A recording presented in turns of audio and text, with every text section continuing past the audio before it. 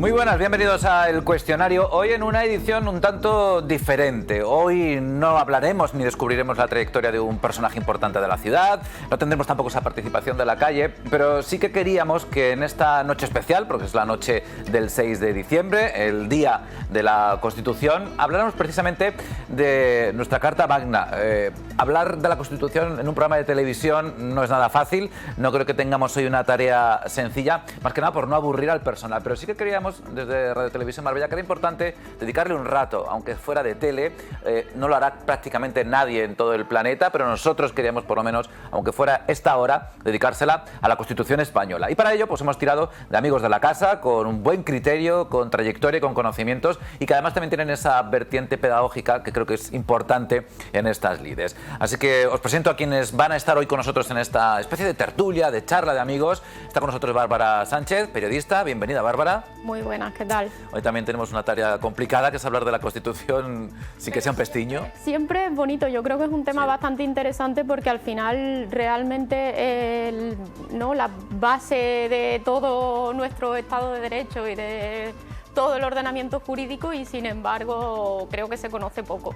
Yo creo que hoy, bueno, pues por lo menos tendremos un ratito para que analicemos, veamos por dónde va, qué es lo que está ocurriendo, qué futuro tiene, ¿no?, esta Constitución. Estará con nosotros, está hoy también en la mesa, bueno, está ya con nosotros en la mesa José Luis Rodríguez. José Luis, bienvenido. Entre muchos de sus cargos ha estado al frente del Ayuntamiento de Marbella. Lo tengo aquí apuntado entre el 83 y el 87. ¿Lo tengo bien? Correcto. Fue alcalde de la ciudad, luego, por supuesto, un profesor y docente empedernido, amante de su profesión, y ya con eso yo creo que sería suficiente, pero aparte es un ciudadano comprometido y que le gusta estar, ¿no?, al tanto de todo lo que está ocurriendo, así que yo creo que también será interesante la aportación de José Luis, que él ha tenido que trabajar precisamente con la Constitución en esos primeros años de puesta en marcha, y está con nosotros también alguien que la conoce desde el punto de vista jurídico, es abogado, es Juan Luis Gámez, y también, bueno, pues una oportunidad estupenda para que Juan Luis, que es un gran opinador, pues de su opinión también sobre todo esto. Así que, Juanlo, bienvenido, gracias también por acompañarnos. Gracias, feliz puente a todos. Vamos a intentar hablar de algo que sirve para muchas más cosas que para ser un día festivo, con un puente de 2 días, en este caso de 4, ¿no? Me alegra que esté aquí José Luis porque creo, si mal no recuerdo, que durante su vigencia como alcalde se construyó el Parque de la Constitución en Marbella. Vaya. Que vaya, nunca viene mal comentar esto porque mucha gente piensa que ese parque, bueno, pues tuvo su origen en un vivero, y él durante su mandato, quiero recordar, y me ha comentado que sí, que es así, se construyó ese parque que, bueno, viene, nunca mejor dicho, como anillo al dedo, ¿no? Porque prácticamente en todas las ciudades hay una plaza, hay una calle, una avenida, un parque que lleva el nombre de la Constitución. Bueno, José Luis, bueno, cuéntanos esta anécdota, cómo fue, porque no teníamos en Marbella en aquel momento un espacio, lógicamente, dedicado a la Constitución todavía, ¿no? Bueno, no teníamos un espacio dedicado a la Constitución ni teníamos un parque. La verdad que teníamos el Parque de la Alameda y con eso nos vivíamos así. Y aquello fue una circunstancia peculiar porque efectivamente, como dice Juan Luis, era el vivero de Icona y lo querían sacar fuera del casco urbano a cambio de otros suelos. Lógicamente, si uno está atento, pues se entera y rápidamente contactamos con Icona. Icona es un órgano ya desaparecido, Instituto de Conservación de la Naturaleza, y le ofrecimos suelo a cambio de que nos cediese ese suelo, de tal manera que el suelo se obtuvo gratuitamente. Se llamaba el vivero de San Francisco, por cierto. Y entonces, bueno, pues nos entregaron el suelo, hicimos un proyecto que además fue por concurso público, 2 proyectos, uno el parque y otro el auditorio que está dentro del parque, eran 2 proyectos distintos, y decidimos hacer un gran pulmón verde en un sitio donde todo el mundo se sorprendía, porque en aquellos momentos lo lógico es que una parcela en esa zona se edificara, se vendiera y se hicieran apartamentos, y nos dijeron algo que ya me repitieron en alguna otra ocasión, que qué manera de desperdiciar suelo de enorme calidad para hacer nada menos que un parque. Bueno, pues el parque está ahí y la verdad es que me alegra muchísimo cuando paso por allí porque veo familias, es un parque muy familiar. ¿Y el nombre, José Luis? Pues el nombre fue precisamente un pequeño debate que tuvimos con el líder de la oposición, Antonio Galvez, entonces era AP, y comentamos el nombre. Yo le dije, no puede ser el Parque de San Francisco por aquello de que fuera, vamos a darle un nombre que tenga algo que ver. La Alameda ya estaba cogido, Parque de Marbella parecía redundante, y entonces se acercaba la fecha del Día de la Constitución y curiosamente muy rápidamente llegamos al acuerdo los dos partidos, de que se denominase Parque de la Constitución como tal, ¿no? Y así salió, con el acuerdo del Pleno, y además fue curioso porque se inauguró, queríamos que se inaugurase el Día de la Constitución, pero se retrasó bastante por algunos problemas, sobre todo con el riego automático, etcétera, y se inauguró en junio, cuando yo ya dejaba de ser alcalde. Entonces, yo lo inauguré en los días en los que yo había anunciado que no me presentaba a la reelección, que me iba otra vez a dar clase, y yo lo inauguré ya saliendo de. Por lo tanto, no hubo ninguna connotación electoral porque yo no me presentaba, ¿no? Lo curioso es que tuviéramos a una serie de partidos acordando el nombre de un parque. Eso también era curioso. Es lo que he pensado un poco, digo, mira, antes cuando la Constitución unía y no como ahora que la Constitución parece que desune a todos los ciudadanos, o por lo menos a gran parte de ellos. Sí, además, cuando el artículo 1 de la Constitución dice que España se constituye como un Estado social y democrático de derecho y que como valores superiores tiene la libertad, la justicia, la igualdad y el pluralismo político. Un pluralismo político que hoy en día está tan tensionado que parece que no lo hay, ¿no? Porque, Juan Luis, ¿qué es una Constitución? Para aquel que esté un poco perdido, que haya escuchado hablar de la Constitución, que es muy importante, pero ¿qué es tener una Constitución y qué es nuestra Constitución? Una Constitución jurídicamente es un paraguas jurídico, ¿no? Es la norma suprema de todo el ordenamiento, del que fluye todo el ordenamiento, y marca una serie de líneas que teóricamente no se pueden romper. Marca también una serie de derechos fundamentales, como la nuestra. Nuestra Constitución es una Constitución no excesivamente larga, tiene 169 artículos, más 4 disposiciones adicionales, 9 transitorias, una derogatoria y una final, ¿no? Y regula muchas más cosas que esos principios generales, como hemos dicho, que luego si queréis hablaremos sobre ellos, sino que regula el papel de la corona, el papel de las instituciones, en este caso de las Cortes Generales, y regula muchas situaciones que durante la historia de un país, o la historia concreta de un país, parece que no se van a llevar a cabo nunca. Pero luego hablaremos también de algunos artículos que se han aplicado y que muchos desconocíamos, ante incluso los que somos profesionales del derecho, ¿no? Pero para mí es un paraguas jurídico que cubre todo el resto del ordenamiento jurídico. En aquel momento, José Luis, perdona que te interrumpa, la Constitución solucionó, ¿no?, una transición, una papeleta que tenía el país, nada fácil, y lo que unió precisamente, como apuntaba Bárbara, fue la Constitución, ¿no? Claro, es que hay que hacer un poco de historia en algunos aspectos. Primero, como bien dice Juan Luis, la Constitución es la ley de leyes. ¿Y por qué es así? Porque el constitucionalismo se asocia al liberalismo político en las revoluciones liberales para acabar con la monarquía absoluta. Entonces, una de las normas es crear una ley que esté por encima del rey, por encima del jefe del Estado, y sobre todo, además, que fuera una ley escrita, que la conocieran todos y fuera inalterable. Eso es fundamental, porque a partir de ese momento la gente deja de ser súbditos y se convierten en ciudadanos. Y ese fue el gran salto del siglo XIX del liberalismo. Posteriormente habrá otras matizaciones, pero fundamentalmente la Constitución nace para evitar precisamente el poder absoluto, omnímodo, que tenían anteriormente, por ejemplo, las monarquías.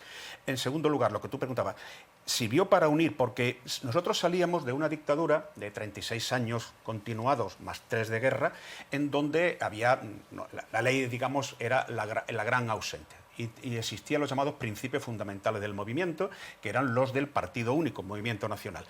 La mayoría de los españoles nos sentíamos representados por esa ordenación. Y había un problema, o el continuismo respecto de la herencia del franquismo, o la ruptura.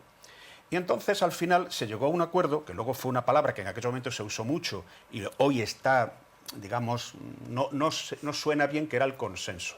Ni ruptura ni mantenimiento. La reforma. ¿Y la reforma cómo se plasmaba? Pues que unos y otros teníamos que ponernos de acuerdo en algo en lo que estuviéramos de acuerdo. ¿Y los disensos cómo se solucionaban? Pues en una segunda fase, discutiendo más. Y fueron las famosas cenas larguísimas de Alfonso Guerra con Abril Martorell para discutir hasta una coma. Y hay que recordar que la Constitución no fue aprobada por todos los partidos políticos que en aquel momento estaban en las Cortes. Hubo partidos que votaron en contra y partidos que se abstuvieron. Pero la inmensa mayoría aprobó ese consenso. Y además luego se llevó a referéndum para saber si el pueblo lo aceptaba o no. De hecho, la fiesta de la Constitución no es del día de la aprobación, sino del día del referéndum que la aprobó. Y en ese referéndum también hay que decir que hubo quien propuso el voto no y la abstención. Es decir, no hubo un acuerdo total porque eso es imposible entre seres humanos, pero sí el suficiente acuerdo como para que es la Constitución más longeva de la historia de España. Nunca una Constitución ha durado tanto como está durando esta, 46 años, y nunca ha habido que hacer más modificaciones que una, por cierto, por una imposición ajena, que fue la famosa lección de 35 sobre la deuda pública, para salir de los problemas económicos de la crisis del 2008. Por lo tanto, yo creo que tenemos que felicitarnos. Habrá quien le guste más, quien le guste menos, pero la Constitución nos ha dado una estabilidad inusitada en España. No sé, Bárbara, si tú tienes la sensación de que a día de hoy no tiene el mejor momento de reputación la Constitución, o por lo menos en la sociedad. ¿Qué piensas? Bueno, yo creo que en general como que parece que en los últimos años se tiene una mala idea, una mala concepción de lo que fue la transición política. Parece que uno de los momentos que considero que son más importantes de la historia de España, y creo que debería de ser motivo de orgullo para todos los españoles, porque creo que fue una circunstancia inédita en la historia de España y que creo que incluso después tampoco hemos sido capaces de volver a repetirla, y sin embargo no se la tiene o no se le da esa importancia, y es verdad que desde que aparecieron ciertos movimientos políticos en escena, sí que es verdad que parece que se ha denostado un poco esa Constitución, y a veces también parece que se da una imagen como si fuese simplemente, ¿no?, cualquier hoja o cualquier libro. Y creo que sí, que no se le está dando y que no se está reconociendo lo que supone la Constitución y ese momento tan importante para la historia de España. ¿Por qué es tan importante, Juanlu, legalmente la Constitución? Marca lo que luego se ha legislado, ¿no? La Constitución un poco has hablado antes de paraguas, pues por decirlo así, ¿no? Ese tronco, ¿no? Es importante porque limita que el Poder Legislativo pueda sobrepasar ciertas cosas. De hecho, obliga a que la legislación bajo la Constitución sea conforme a ella. Cuando hay un procedimiento en el que una ley no es conforme a la Constitución, como puede darse el caso actualmente alguna, existen unos mecanismos, ¿no? Existe la cuestión de inconstitucionalidad o el recurso de inconstitucionalidad, que es lo que están haciendo ya algunas entidades, ¿no? Entonces, es como un tope, ¿no? Yo lo defino como un tope ante cierta legislación que no puede sobrepasar ni ir contra la Constitución. Si va contra la Constitución, existen mecanismos. Es cierto que luego la justicia tiene ese pequeño problema de su lentitud, ¿no?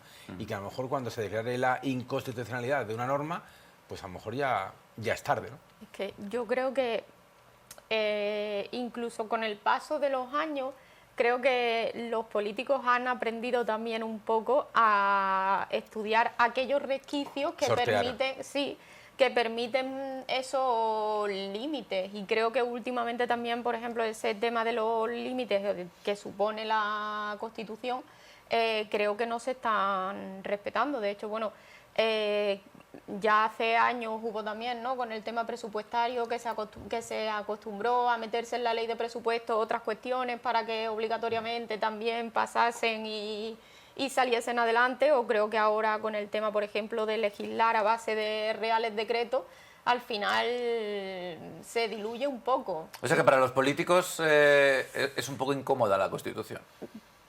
Hombre, les pone límites que muchas veces no les gusta. Bueno, como ha mencionado José Luis, ¿no?, en principio se crean las constituciones para controlar el poder absoluto de la monarquía de aquel entonces, pero sigue controlando, ¿no?, hoy día los poderes, ¿no?, en este caso políticos, ya no son monárquicos, pero son políticos, ¿no? Entonces es la gran herramienta para que aquellos que tienen el poder no quieran hacer lo que les plazca, ¿no?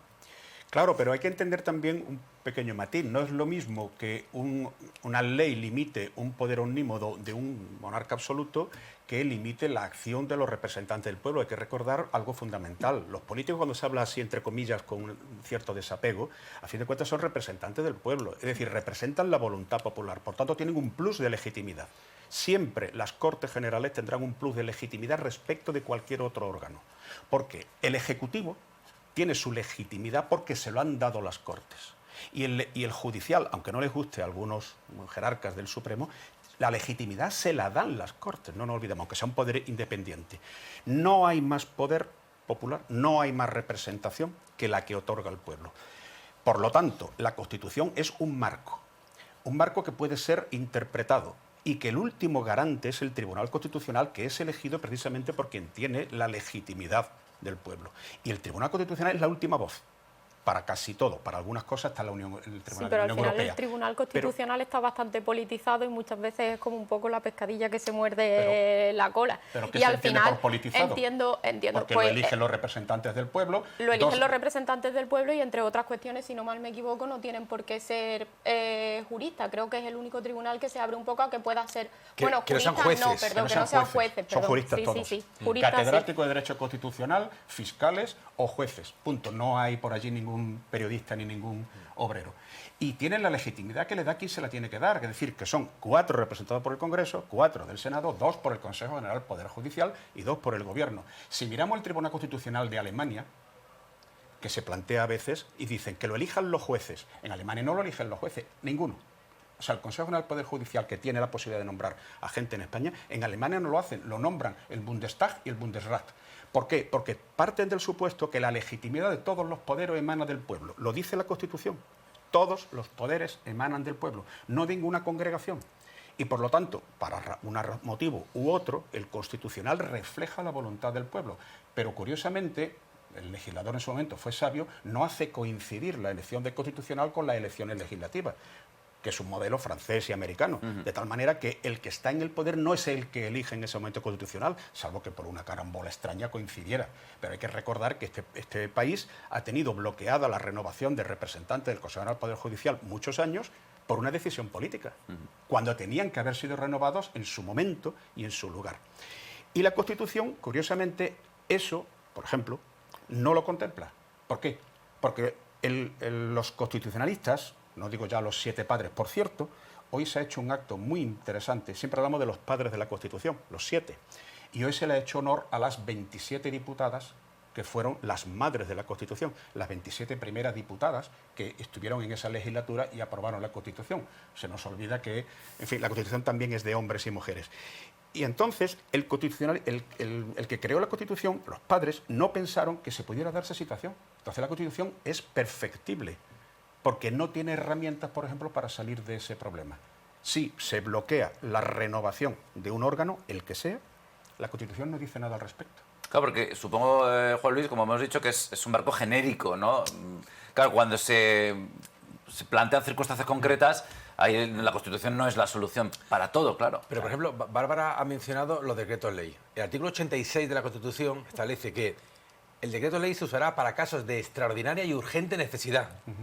¿Creemos realmente que el uso que le está dando el gobierno actual, sea este o el que fuera, ¿no?, de un decreto ley o de muchos decretos leyes, realmente está ajustado a la extraordinaria y urgente necesidad? No, es la extraordinaria y urgente necesidad de ellos para legislar y para sacar a cabo su programa político o su acción de gobierno. Perdón, pero el decreto ley tiene 30 días para ser refrendado Sí. por las Cortes, por tanto sí es urgente. No es un capricho, yo hago un decreto ley y ahí se queda. Si en 30 días no lo respalda el Congreso de los Diputados, decae Convalidarlo. el decreto ley. Y el Real Decreto Ley todavía es más. Por lo tanto, no es arbitrario, tendrá que argumentarse. Se podrá no estar de acuerdo en que para esto no hace falta un decreto ley. En eso podemos estar de acuerdo, que se ha abusado. Y coge la estadística y asombra el uso del decreto ley de todos. El gobierno que más decretos le aprobó, fue el de Mariano Rajoy. Pedro Sánchez le está a la zaga, le va a la zaga, va dentro de nada, lo va a adelantar. Y, bueno, es verdad, un jurista debe escandalizarse de eso. Pero todo está refrendado. Si no pasa, y en varios casos ha habido así ya, le han tumbado decretos leyes a todos los gobiernos, y el Constitucional ni te cuento. ¿Creéis que la Constitución, que se aprobó en 1978, no hemos dicho la fecha todavía, tiene vigencia en este 2024? Es decir, hoy día, ¿crees, José Luis, que si se tuviera que hacer un texto lo haríamos muy parecido al que tenemos del 78? Yo creo que sí, con algunas matizaciones. Yo creo que, por ejemplo, hay artículos que chirrían. El de la sucesión a la corona, porque el varón. El de Que si no se ha tocado por no abrir la caja de Pandora, claro. La caja de Pandora. Pero yo creo que eso tendría un acuerdo mayoritario. Eso yo creo que se puede llegar a un acuerdo del 90%. Que el miedo a abrir la Constitución es lo que pueda salir detrás, o sea, lo que puedan venir pidiendo otros y más en el momento político en el que estamos. El miedo que hay, además, está en las famosas memorias de Adolfo Suárez. No tocar ese punto, aunque todo el mundo estaba de acuerdo, por miedo a que en el referéndum la gente votase sí a la República. Claro. Entonces, bueno, todos sabemos cómo funciona el mundo, ¿no? Que yo creo que sí, que la Constitución tiene vigencia, en un porcentaje elevadísimo, es perfectamente útil para la sociedad española. Hay matices sobre el tema de los nuevos derechos, el tema de la aclaración de los modelos de familia, el tema de los derechos devenidos de la evolución de las personas y de las sociedades, pero en conjunto yo creo que... Y algunos matices respecto al título 8º de la Constitución, de las comunidades autónomas, había que matizar sobre todo las competencias compartidas, que no está claro. La voluntad del Constitucional fue, no vamos a dejar que se pongan de acuerdo, y se nos ha ido un poquito. Sí.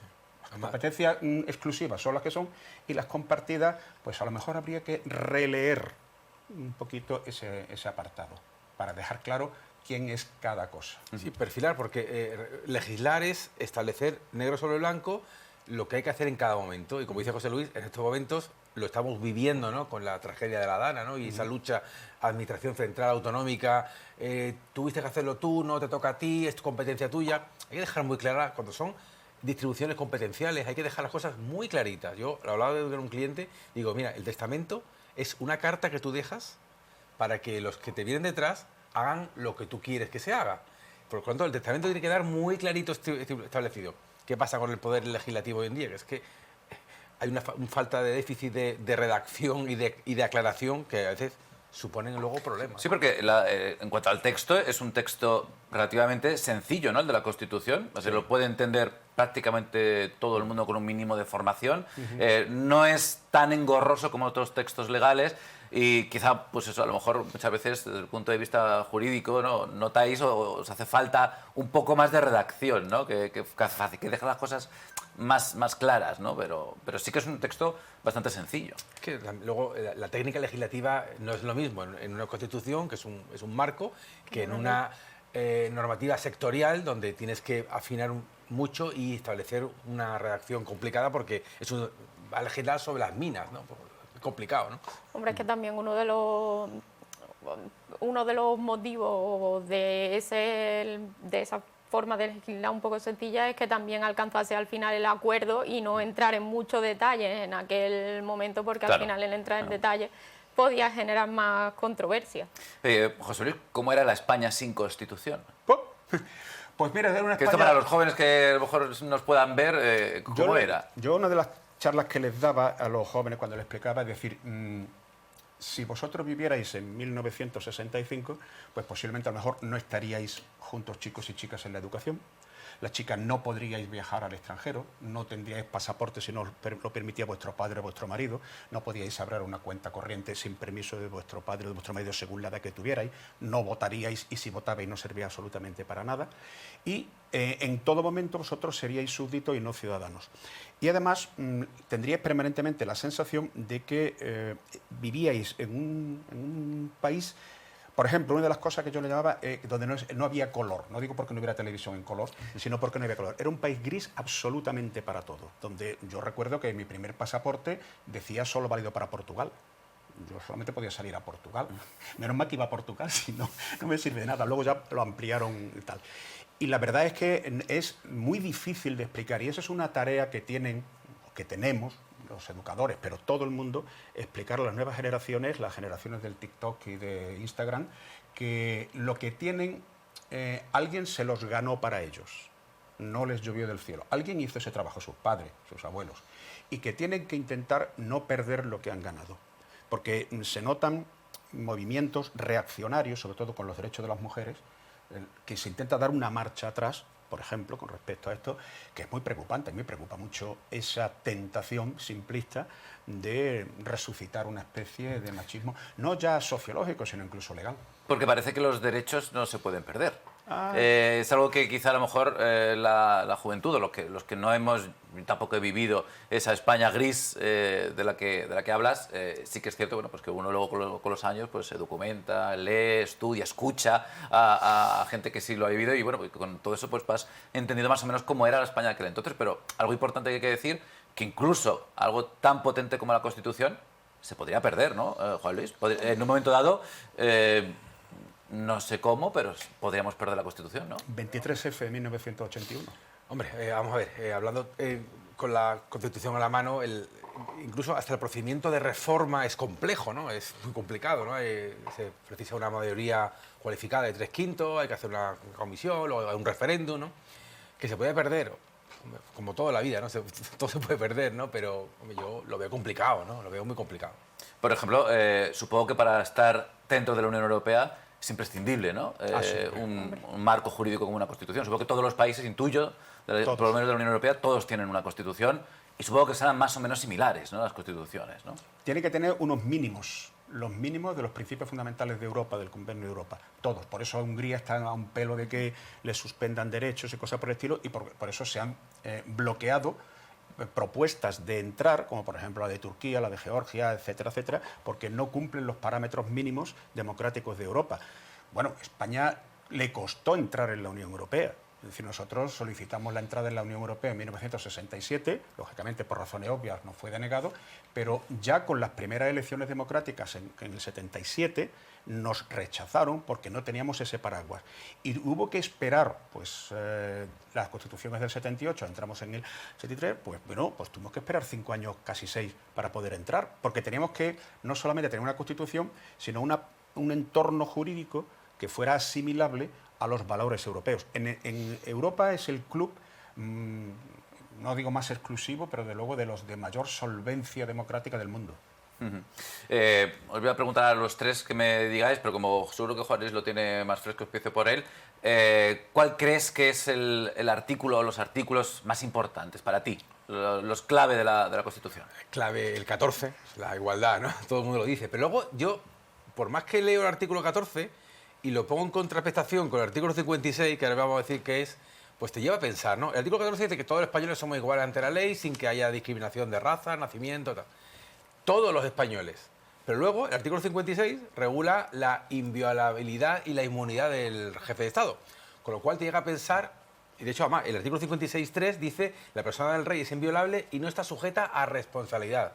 ¿Qué significa esto? El rey va conduciendo un coche, atropella a una persona y la mata y no tiene responsabilidad. Con lo cual ese artículo a mí me da que pensar, oiga, deberían haberlo redactado todos los españoles menos el jefe del Estado o menos el rey. O reina, como quiera. Sí, entonces, que incluso hay artículos que entre sí chocan. Para mí, y bajo mi punto de vista, desde que lo aprendí y desde que lo estudié, siempre he estado dándole vueltas a ese artículo en conexión siempre con la inviolabilidad y la inmunidad del jefe de Estado en este caso, ¿no? Yo creo que hay un artículo, es que estaba tratando de buscar ahora cuál era, pero no lo recuerdo bien, que es el que establece precisamente la protección de los distintos tipos de derechos dentro de los derechos que hay, que protege por un lado la sección A del capítulo primero, ¿no? Del título que es que no recuerdo bien cuál era. Los derechos fundamentales, que son del 14 al 28, incluido la objeción de conciencia, los fundamentales, ¿no? Eso, que luego están los derechos políticos, ¿no? Y económicos, y entonces creo que el más importante al final es el que establece ese marco de protección de esos derechos, porque al final si ese artículo no existiese, ninguno de los demás tendría sentido. A ver, José Luis, que Mira, ha salido chuleta. Una joya. Esto lo conocen mi generación y muchos españoles. Este es el cuadernillo que se repartió en 20 millones, se imprimieron, se repartió en el mes de noviembre a los ciudadanos, a todo el mundo, nos lo repartieron. Antes del referéndum. Antes del ¿no? referéndum, Claro. porque dice que es se va a someter al referéndum, día 6 de la Constitución, 6 de diciembre. Como veis, está un poquito viejo, subrayado, un poquito estropeado de usarlo mucho. Esto es una joya. Esto es lo que nos dieron a todos los españoles para que nos lo leyéramos, para ir a votar sabiendo lo que hacíamos.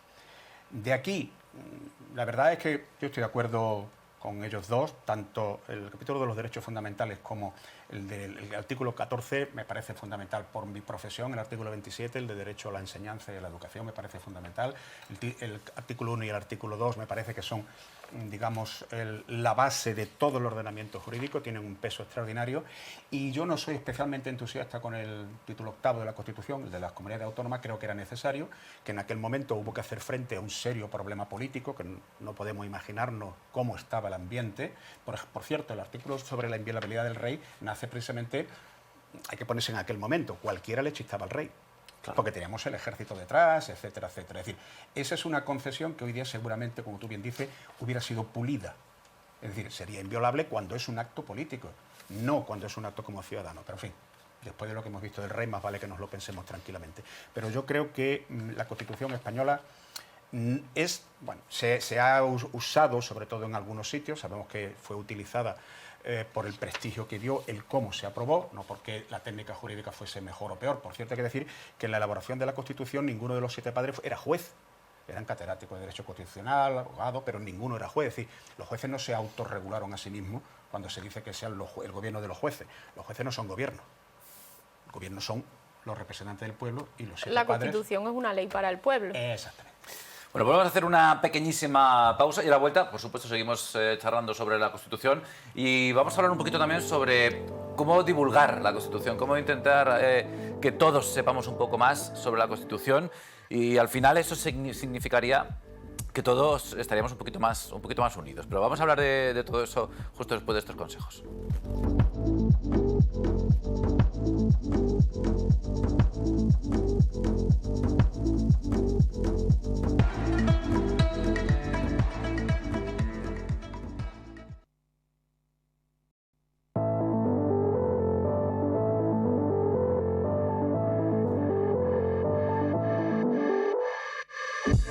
Seguimos en este especial en torno al Día de la Constitución, 6 de diciembre. Queríamos que por lo menos durante un ratito en televisión se hablara de la Constitución, analizáramos hoy con nuestros amigos y tertulianos de diferentes ámbitos, del docente, del periodístico, del jurídico, del político, ¿no? Porque también José Luis tiene esa doble vertiente. Bueno, pues saber hasta dónde hemos llegado, cómo hemos llegado hasta aquí, de dónde, qué es la Constitución, para qué sirve, por qué es tan importante nuestro ordenamiento jurídico. Y también lo decíamos justo antes de arrancar, José Luis, es importante que todos la conozcamos, ¿no? Y yo apuntaba que he estado haciendo memoria estos días y yo no recuerdo que en mi tiempo de estudiante, ni en la EGB, ya ha llovido, ni en el BUP, yo he estudiado la Constitución en ningún momento. Se menciona, pero no he tenido un texto delante de la Constitución hasta que ya he sido adulto, ni siquiera... creo que en la carrera, en la universidad, estudié como tal la Constitución. Haces referencia y luego, lógicamente, lo buscas y empiezas a leer, pero yo no he tenido esa oportunidad. Yo no sé cómo está ahora mismo el sistema educativo, José Luis, si se estudia, si es un texto que se estudia. No, por desgracia no. España tenemos una especie de desapego, no sé, damos por supuesto cosas que no están tan supuestas. Y uno no defiende aquello que no conoce o no estima. Claro. Y si no conocemos ni estimamos, difícilmente lo vamos a defender. No, nosotros a partir del año 80 se creó y se mantuvo una asignatura llamada Constitución, se daba a los chicos de 15 años, era una hora semanal, yo impartía esa asignatura y bueno, pues más o menos la mantuvimos. Y eso desapareció. Y ahora mismo, que yo sepa, se hace una referencia en primaria, creo que es en 6º de primaria, dentro del apartado de la España constitucional, es decir, en conocimiento, historias, conocimiento del medio, cono, como le dice mi hija. Y luego en secundaria, en 4º de la ESO, también en el último capítulo que hace referencia a la España constitucional, pero como diciendo que bueno, que se aprobó la Constitución y ahora depende del profesor si ahonda más o menos sobre ese aspecto. Y en bachillerato se da en Historia de España en el bloque 5º, el último, y ese menos mal que como una asignatura obligatoria la cursan todos los alumnos de Ciencia y de Letras, pero tampoco es que se haga especial hincapié. Pero el problema no es tanto que se haga especial hincapié o que se tal, sino que los alumnos capten la importancia. Yo no pretendo que se la sepan de memoria, yo no me la sé, por supuesto, ni muchísimo menos, pero que capten la importancia de lo que significa la Constitución para ellos en el día a día y que vean de una forma clara, didáctica, que ellos todos los días ejercen derechos constitucionales. Y como tú bien has dicho antes, se pueden limitar o perder. Espero que no, pero que no demos por supuesto cosas que no lo son. ¿Tú, Bárbara, has tenido oportunidad de estudiarlas? ¿Tienes algún profesor que tú recuerdes? Yo sí recuerdo de haber estudiado la Constitución, además con un profesor que tuve que me gustó bastante, y luego además tenía una profesora de geografía que también daba historia, pero yo tenía buena relación con ella, y es verdad que muchas veces fuera ya de lo que es la clase o tal, sí que hablaba mucho con ella y me contaba muchas cosas. La verdad es que sí la conozco y sí que creo que hay que darla a conocer, porque es que, como comentaba el compañero, si al final no puedes defender algo que tú no conoces, parece como que no es tuyo, ¿no? Y es verdad que al final la Constitución es de todos los españoles, tengan la edad que tengan, y creo que es una cosa bastante importante el que se alcance algún tipo de compromiso de dar a conocer nuestra Constitución, y que se pueda sentir ese arraigo y ese apego hacia ella. Yo creo que es A lo imprescindible. mejor ahí no hay interés porque el ciudadano conozca la Constitución y sepa exactamente la importancia que tiene, ¿no? Porque si con las generaciones se va perdiendo ese arraigo y ese sentimiento de pertenencia, de que es algo importante, bueno, pues si en algún momento se modifica o se empieza a distorsionar la Constitución, pues no se te va a levantar la gente, ¿no? Yo no lo sé, es decir, nunca pretendo ver voluntades ocultas detrás de un hecho, prefiero que sean explícitas. No sé exactamente si el desapego, primero, de dónde viene, en general, y sobre todo qué intención tiene. Pero es que lamento decir que ese desapego es para muchas más cosas. Estamos en una sociedad, digamos, que muy del corto plazo, del placer, del disfrute, del TikTok, del clickbait. Y me preocupa muchísimo porque es una sociedad donde no se reflexiona. No digo ya que no se lea, por supuesto, por desgracia cada vez se lee menos. No digo ya que no se debata tranquilamente y oyendo al otro, dejándolo que el otro se explique. Tú ves algún debate en televisión y da vergüenza, porque el tertuliano que tiene éxito es el que impide que el otro hable. Y suelta bulos y ametralla, y realmente eso no es una tertulia. La tertulia es un género muy español, desde los tiempos de Galdós, maravillosa tertulia en donde todos oían atentamente al que ponía y nadie interrumpía a nadie. Entonces, al final se genera un modelo de interrelación en la sociedad que es muy lamentable, y ahí la Constitución chirría, la Constitución y muchas más cosas chirrían. Y es una sociedad además desapegada de valores. Yo no soy negativista, ojo, yo creo en la bondad implícita del ser humano y en la capacidad de mejora, pero me preocupa el que los valores que realmente han creado sociedades de los griegos, imagínense, ahora no tengan tanta importancia ante la inmediatez, no digo ya del placer, sino incluso del conocimiento. Y me preocupa, porque eso creo que no nos lleva a buen sitio. Claro, porque esos valores de los que hablas están recogidos en la Constitución. Todos están los derechos humanos, la Carta Magna de los Derechos Humanos está recogida dentro de la Constitución. Sí. Es decir, que más allá, yo creo que muchas veces también en una parte de la población el desapego principal en general es a la política y lo que parezca que toca la política y que tenga que ver con la política. Como esto parece que es algo político, la Constitución es una cosa de los políticos que utilizan para sacar leyes, para aprovechar, para coger de aquí y allá. Entonces, como a la política todo lo que manosea lo acaba, bueno, pues destruyendo bastante, bueno, pues la Constitución se ha tratado mucho, ¿no?, en debates políticos. Entonces yo creo que es un poco también la sensación, ¿no?, de muchos ciudadanos de que la Constitución no es algo suyo, ni no le afecta en su día a día, sino es una cosa de los políticos para ellos hacer, bueno, pues lo que buenamente quieran, ¿no? Y nada más lejos de la realidad, por supuesto. José Luis ha hablado del desapego, y es que lo veo todos los días, ¿eh? Y desde el punto de vista que ya estamos cercanos a las fechas navideñas, lo que no es normal es que en España estemos a comienzo de noviembre ya con los roscones de Reyes en los supermercados. Ya no son los mantecados, ya son los roscones de Reyes. Oiga, ¿habrá una tradición más española que el roscón de Reyes el 6 de enero? Entonces, ese desapego es que existe día a día y en toda la sociedad. Y para mí es problemático porque ya no es lo que dice José Luis, que no se lee. Es que la gente ya ni siquiera disfruta, ¿no? Es la inmediatez, el TikTok, la red social y ya está, y para de contar. Yo la Constitución tampoco la pude aprender en el colegio, porque nunca entendí por qué nos tirábamos un mes hablando de prehistoria, de Australopithecus, del Neandertal, y cuando llegaba la fase histórica más cercana a nosotros, pero inmediatamente anterior a nuestra vida no la conocíamos. Te hablo desde la guerra civil hacia adelante. Nunca lo dábamos. A mí me pasaba igual, ¿eh? Nunca lo la entendí. sensación.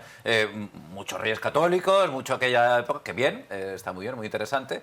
Pero es verdad que esa historia más cercana se daba con 4 pinceladas. Ahí sí que eran casi 4 tweets lo que nos daban y nadie se metía en más allá de... porque no fuera un poquito sensible. Yo tuve la suerte de la facultad, la profesora que me dio Derecho Constitucional, hoy en día es magistrada del Tribunal Constitucional, María Luisa Balaguer, y con ella aprendimos, yo siempre, además, y he tenido varios debates con ella, bueno, conversaciones vía Twitter. Un personaje curioso. Twitter, ahora ex, en el que siempre le he recordado la teoría de los huevos fritos. Para explicarnos los derechos fundamentales, hacía unos dibujos en la pizarra que eran los huevos fritos, y la yema era los derechos fundamentales, y luego ya hacía una serie de círculos. Entonces, yo realmente no tuve oportunidad de conocer la Constitución hasta la carrera, y porque estudié Derecho. Si no, pues seguramente lo hubiese conocido a buena pluma, ¿no? Como se dice. Bueno, además yo recuerdo, el año que yo cumplí los 18 años sí que me llegó una constitución a mi casa, pero creo que es una cosa que luego no se ha seguido haciendo. Oh, pues es, Sí, es un buen regalo sí, que te era haga como el gobierno. una, vamos, eso me llegó del gobierno el año que yo cumplía los 18, que era una constitución que además todavía la tengo, pero creo que fue eso, algo como temporal, y creo que sería, vamos, que estaría bien recuperarlo y que los que vayan llegando a los 18 vayan A mí recibiendo me llegó en una su carta casa, por lo diciéndome menos. que ya podía votar, pues una carta, pero no me llegó una constitución. No sé si se sigue mandando carta Hoy en día a los la chavales. solución ¿no? sería un creador de contenido o Instagramer algo o así. YouTuber contando los artículos de la Constitución vía story de redes sociales. Seguro que se podría hacer. Seguro. Sí. Pero es verdad, y bueno, pues quedaría un poco caricaturizado, pero lo que dice José Luis, yo creo que es importante, ¿no? Algo como la Constitución requiere un poquito de reflexión, ¿no? Requiere un poquito, y muchas veces también, que alguien te lo explique en un momento dado, porque, bueno, pues coger este texto, que no es muy voluminoso, leértelo, pues a lo mejor si no tienes una base, no entiendes todo. Lo principal seguro que sí, porque como hemos dicho está escrito y redactado de una manera sencilla, pero falta un poquito y hace falta que tenga su reflexión, ¿no? Sí, yo creo que la Constitución debería de enseñarse no como una asignatura, sino como un contenido transversal. Todas las asignaturas son válidas para introducir el tema constitucional, no tiene por qué crearse un departamento de constitucional, estoy hablando del bachillerato, de la enseñanza secundaria, etcétera. En la universidad obviamente sí. Pero que hubiera un compromiso, yo mea culpa, es decir, nosotros cuando tú decías que nunca nos daba tiempo de ver los momentos, los profesores de historia teníamos ese problema, como tenemos un programa enorme, porque nos ponen programas gigantescos, tú quieres empezar a darlo bien y empiezas a acumular retraso. En el primer trimestre tenías que haber llegado, pues a lo mejor al Andalus o a los Católicos y te faltaba un tema. En el segundo intentaba recuperar y al final siempre se quedaba fuera, pues en Historia de España, pues el último tiempo, pues y además hubo un acuerdo que nosotros nunca explicábamos la parte de la historia del gobierno que en ese momento estuviera. Es decir, cuando estaba gobernando Aznar hablábamos de los gobiernos de hasta Felipe González. Cuando entró Zapatero ya hablamos de los gobiernos de Aznar. Nunca hablábamos de ese tema. Pero a costa de cortar en el tercer trimestre porque los programas son gigantescos. La tentación de la administración educativa es poner unos programas enormes en todas las asignaturas, no solamente en historia, donde los profesores nos vemos negros. Y yo discutía con mis compañeros, hay que dar el siglo XX español. Es el entorno de nuestros alumnos. No nos dediquemos tanto a Fernando VII ni al Felipe IV, que ya está bien. Vamos a ver, tenemos que dar esta parte porque a ellos se lo van a encontrar en la calle. Y luego también tiene que ser ameno. No hay cosa más latazo, por no decir otro término, que explicar una Constitución con la pomposidad del catedrático de Derecho Procesal. Tiene que ser ameno, incluso divertido, porque vean que es algo suyo, que es algo propio. Y tú bien dices, la Constitución está redactada no por juristas, sino por unas plumas que pulieron esto para que el texto fuera muy comprensible. Si alguien se lee atentamente, tiene, digamos, la fuerza que debe tener una ley, pero tú lees sentencias del Supremo o las resoluciones del magistrado no sé cuánto y te cuesta la misma vida entenderlo. Esto es muy fácil. Por lo tanto, yo animo, en fin, a que la gente se lo lea y a que los docentes, pero cualquiera puede abordarlo. Y hoy día no hace falta tener un texto tan bonito y tan antiguo como el que ha traído José Luis, que ya se ha enamorado Bárbara de él. En internet lo tenéis, o sea, y hay, pues hay un montón de webs y en cualquier sitio que lo encontréis podéis encontrar el texto y lo podéis ver sin ningún tipo de problema. Sí, Roberto, hemos hablado, ¿no?, de conocer la Constitución, ¿no? ¿Cuántas veces hemos escuchado en televisión, los españoles tienen derecho a la vivienda? Porque eso no quiere decir que el gobierno tendría que dar una casa. O sea, el artículo 33 dice, se reconoce el derecho a la propiedad privada y a la herencia. Muy bien, 33. Pero lo que la gente no lee es 2 artículos antes, que es el 31, que dice que todos contribuirán al sostenimiento de los gastos públicos. Es decir, oiga, yo pido que me den una casa, pero yo no quiero pagar impuestos. O sea, vamos a ver. Primero, ni el Estado tiene que darte una casa, porque es lo que se llama es un principio programático, ¿no? No tiene eficacia directa, pero sirve para delimitar, ¿no?, y una serie de principios, ¿no?, o en este caso de derechos que tenemos. Pero al mismo tiempo hay que también que leer, oiga, que los españoles, si no sostenemos la administración y el Estado, pues no puede llevar a cabo, no la entrega de casas, no, la obra pública, el pago de hospitales, personal, etcétera, ¿no? ¿Cuál creéis que es la amenaza principal que tiene ahora mismo la Constitución? Si está amenazada, si consideráis, si no, pues me decís que no, ya está, pero ¿creéis que está amenazada, que hay algo en concreto? Enemigos tiene y ha tenido y tendrá. Pero en tanto en cuanto la mayoría del pueblo español y sus representantes la avalen, no hay nada que hablar. Insistamos, si se puede dar un golpe de Estado, 23F de 1981, pero bueno, eso se supone que hoy en la Unión Europea eso es impensable, inasumible. Y, bueno, pero el riesgo está más bien en que los ciudadanos no se sientan suficientemente representados por algunos aspectos parciales. Él ha comentado lo de la vivienda. Es que es evidente, ahora pues hemos tenido un problema gordo con la Dana de Valencia y ahora hay que ver cómo se resuelve el problema de la gente que perdió la vivienda. Ese mismo artículo dice que los poderes públicos regularán el acceso, no darán acceso, sino regularán la forma de poder hacerlo. Y además regularán que la comunidad se beneficie de los beneficios de la urbanización, por ejemplo, las famosas plusvalías. Es decir, se le otorgan a los poderes públicos ciertas cosas para facilitar el acceso, pero lógicamente no es lo mismo facilitar el acceso a una persona que ha perdido la casa por una tragedia así, de que aquel que ha perdido pues un chalet de lujo o lo que sea. Me explico. Yo creo que la Constitución no está en riesgo. Hoy por hoy en España yo no le veo más riesgo, que bueno, no hay una unanimidad, ni muchísimo menos, pero sí hay la mayoría suficiente para entender que sigue siendo útil. Insisto, con cambios. Hay que cambiar cosas. Tú has apuntado un artículo, yo he apuntado otro, hay más, pero bueno, la Constitución americana, que se pone como ejemplo, las famosas enmiendas, ya va por 29. Y algunas son muy gordas, muy gordas. Y bueno, y es normal. Bárbara, ¿qué piensas yo creo que sobre la amenaza de la Constitución? Es que yo creo que poner en riesgo la Constitución no solo implica el que pueda desaparecer, sino el que cada vez, en cierto modo, se la pueda vaciar más de contenido, porque yo insisto en la idea de que muchas veces al final se busca, o que con el paso de los años también se ha aprendido a darle un poco la vuelta. Entonces yo creo que el riesgo no existe en el sentido de que pueda llegar a desaparecer, pero sí en el sentido que pueda haberse afectado el desarrollo de la Constitución, que al final muchos artículos de la Constitución luego te ponen que esos artículos tienen que ser desarrollados por ley. Y creo que ahí sí que puede haber cierto riesgo, y creo que el principal enemigo que tiene la Constitución es la polarización política, pero sin ninguna duda. ¿Tú, José Luis, piensas que está amenazada la Constitución? No, amenazada no. Hay intereses varios de diferentes ámbitos que pueden estar en contra de ciertas cosas. Pero yo creo que al final es un marco para mí innegociable y que no está en peligro. Quería comentar un artículo que hace unos años surgió en la actualidad y que muchos, incluido yo, lo reconozco, no lo conocía. El famoso 155, cuando la decisión de Cataluña de romper su vinculación con España y tal. Entonces se aprobó, en este caso era el gobierno de Mariano Rajoy, aplicar el 155, ¿no? La gente no sabíamos lo que era, incluso te reconozco que hasta que ya lo vi, efectivamente, regula que una comunidad autónoma en esas competencias que hablaba antes José Luis, transferidas, pueda ser cortadas esas transferencias y el Estado ocupar ese lugar en caso de que se atente contra, habla del interés general de España o incluso gravemente contra el interés general o la unidad de España, ¿no?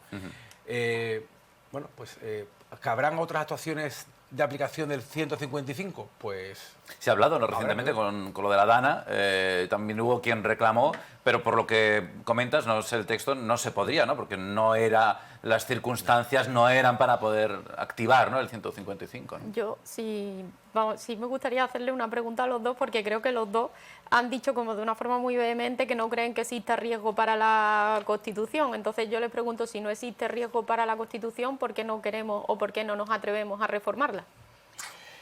Porque el procedimiento, como ha dicho Juan Luis, es complejo, muy garantista, muy largo y además, si se tiene los votos suficientes en el Congreso de los Diputados, la propuesta que salga de las Cortes, bueno, del Gobierno si sale a través de o las fórmulas legislativas que hay, pueden entender que hay posibilidad, porque legalmente es así, de someter a referéndum algunos apartados no estaban previstos. Y estoy diciendo clarísimamente cuál es el temor, por qué no se ha conseguido resolver el tema de la sucesión a la jefatura del Estado o, por ejemplo, el tema de la reforma de la Constitución para incluir el término, quitar el término de disminuido físico, etcétera, etcétera. Fijaos los años que lleva, por el miedo de que se intentara someter a referéndum la votación sobre la monarquía y la república.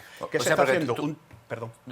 Tú activas la renovación de la Constitución sobre un apartado, unos artículos, y se puede someter a referéndum y a reforma otros apartados que no estaban... No, la reforma de la Constitución implica referéndum si se afecta al núcleo central de la Constitución. Ajá. Hay artículos que no se requiere el referéndum.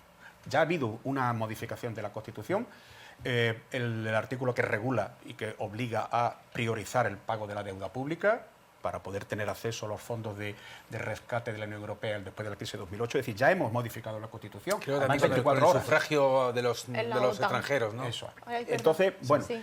el problema está en que si tú tocas un punto que es fundamental y la figura de la jefatura del Estado Está en es un ese elemento núcleo, ¿no? fundamental, del Congreso puede salir una segunda pregunta. Y tienes que someterla a referéndum. Y claro, ese es una olla que mucha gente no quiere destapar, por lo menos porque no ven claro cuál sería la respuesta del electorado. Y por eso hay aspectos que se podrían ya hacer en la reforma de la Constitución, porque no tiene que ser sometido a referéndum, y hay otros de la jefatura del Estado, está claro que sí. Y políticamente el riesgo es ese. Yo creo que es más... hay mucha gente que vive en torno a la almendra central de Madrid, se piensa que España es Madrid. Y el sistema de periódicos y de radio en Madrid, el pueblo es mucho más tranquilo. Yo creo que ese riesgo no hay. Que efectivamente en el País Vasco y en Cataluña voten por lo de la República, el resto de España no lo haría. Yo creo que ese punto de referéndum no se perdería. ¿Y estarían todas las comunidades autónomas dispuestas a seguir formando parte de España? ¿No entraríamos también en otro conflicto? Porque yo creo que no sería tanta la división Claro, entre porque- monarquía o república más que por la forma de Estado. Creo que eso generaría mucho más problemas. Bueno, en Por eso yo principio, pienso que si no realmente... si no modifica el artículo 1 y el 2, da igual que sea monarquía o república, la unidad de España está garantizada en un artículo distinto, no le afectaría. Es la forma de la jefatura de Estado. No le afectaría. No, O sea, si tú José Luis modificas piensa un que artículo- el tema de Pero la el título monarquía octavo de la es lo Constitución- más sensible. Bárbara, ¿tú piensas que el tema territorial es Yo creo que es lo más sensible. sensible, ¿no? Lo Si más- se somete a votación, bueno, no nos olvidemos que cualquier referéndum, el cuerpo electoral es el pueblo español. Por lo tanto, supongamos que se hace un referéndum en Cataluña y supongamos que en Cataluña gana ese aspecto. Da igual, no sirve para nada, porque lo que vale es la votación del cuerpo electoral. Por lo tanto, Pero por mucho que valga la votación del cuerpo electoral, yo creo que dado el momento se utilizaría como argumento el que en esa parte del territorio hubiese salido otro resultado. Yo creo que no es tan fácil y creo que yo por eso sí creo que existe un riesgo para la Constitución, porque no somos capaces de reformarla por la división que hay en la sociedad. bueno, aclaro como anécdota, es decir, el ser catedrático de historia tiene un defecto, y es que lo tengo todo aquí. En el País Vasco no se votó la Constitución mayoritariamente. En el 78 no salió la mitad más uno de votos favorables, porque el PNV propuso la abstención.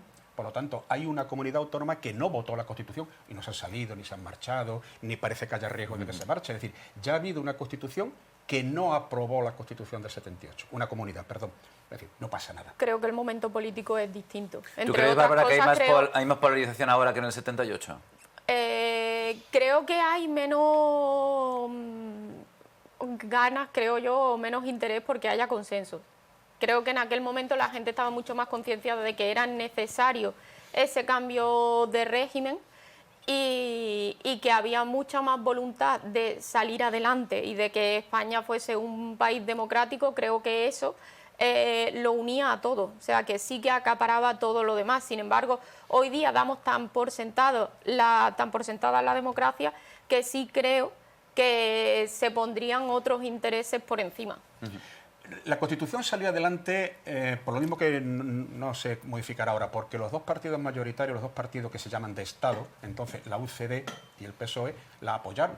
Porque lo mismo que en la Constitución del 78 no la ha votado una comunidad autónoma, el País Vasco, no la votaron partidos. Alianza Popular, germen del actual Partido Popular, no votó a favor de la Constitución. Y la Constitución salió adelante. Es decir, ni hubo unanimidad territorial, ni hubo unanimidad política. Y salió adelante porque mientras los dos partidos de Estado... ¿Y los dos partidos de Estado hoy día serían capaces de llegar a un consenso? Sí, yo creo que sí. No hay en según qué cosas. Cosas, lógicamente, que no va a haber consenso. Pero lo que estamos hablando, por ejemplo, no sé, el tema de la figura de la jefatura del Estado, la sucesión, ojo, no la jefatura de Estado. Está claro que no se va a someter a votación la jefatura del Estado y el modo de jefatura del Estado. Estoy hablando de la sucesión, que es un tema en el que todo el mundo está de acuerdo, que no tiene lógica que el varón tenga preeminencia sobre la mujer simplemente por ser varón, no por ser primogénito, porque siendo discutible lo de la primogenitura, pero bueno, que lo sea a todos los efectos. Si la primogénita es una mujer, pues es la heredera. Y no como ahora que el tercero en la línea de sucesión es el rey y sus dos hermanas, que son mayores, han decaído en sus derechos. Eso no tiene lógica ni en Europa ni en ningún sitio. Recordemos que en Europa la mayoría de las monarquías están detentadas por mujeres, porque son primogénitas. Bueno, y no sé por qué nosotros no podemos ser igual. Una última reflexión, Juan Luis, vamos a ir cerrando. Sí, hablábamos del rey, ¿no? Y en conexión con lo que ha pasado recientemente y esa polémica de la Dana y del uso de el apoyo de las Fuerzas Armadas, yo he estado desde entonces siempre pensando, y vamos a ver, el artículo 62 dice que corresponde al rey, aparte de sancionar las leyes, convocar las Cortes, dice el mando supremo de las Fuerzas Armadas. Eso, según lo yo leo, el mando supremo es el mando supremo que está encima del presidente del gobierno, del ministro de Defensa y de cualquier otro. Con lo cual, la pregunta que se hace mucha gente, ¿por qué el rey no dijo que fueran los militares en un caso de urgencia, en una tragedia, en una catástrofe nacional, que fueran a las 24 horas? Porque hay una ley de defensa nacional que dice claramente cuáles son los poderes de cada cual. Y ahí se explicita los poderes de cada cual limitados siempre al poder ejecutivo y en su caso al rey. Es decir, que el rey es jefe supremo de la Fuerza Armada a los efectos de la declaración de paz y guerra.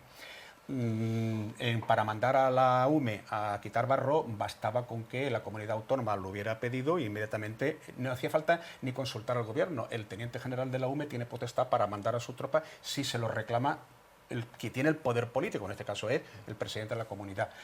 El rey, digamos que también es jefe supremo de la Fuerza Armada, no lo olvidemos, él era el heredero nombrado por Franco, las Fuerzas Armadas no estaban por la faena. Y la manera de tranquilizar a las Fuerzas Armadas era que su jefe no fuese Adolfo Suárez, a quien odiaban, sino que fuese el rey. Y por eso está esa figura, que es es una redacción más contundente que, por ejemplo, en Inglaterra, donde la reina es comandante en jefe de la Fuerza Armada. Pues sí, pero eso forma parte de la cultura de cada país. Pues tenemos que ir cerrando esta charla que queríamos mantener hoy sobre la Constitución. Yo creo que pues no nos ha dado tiempo suficiente a analizar el texto, a conocer un poquito más qué es la Constitución, lo importante que es la Constitución y sobre todo animar, espero que a todos los espectadores, a que al menos en estos días de puente, en algún momento cojamos la Constitución, le echemos un vistazo, si no lo hemos hecho nunca, y si en aquel momento estudiasteis o tuvisteis oportunidad de analizar la Constitución, es un buen momento para recordar. Gracias a los tres, gracias Juan Luis, Bárbara, José Luis, gracias por acompañarnos como siempre y por acudir a nuestra llamada y compartir pues toda vuestra reflexión y vuestra sabiduría. Nosotros nos tenemos que marchar. Recordad que en nuestra página web, en rtvmarroya.tv, tenéis este y todos los programas anteriores para que en cualquier momento podáis disfrutar de algunos de nuestros cuestionarios. Nos vemos en el próximo y feliz puente.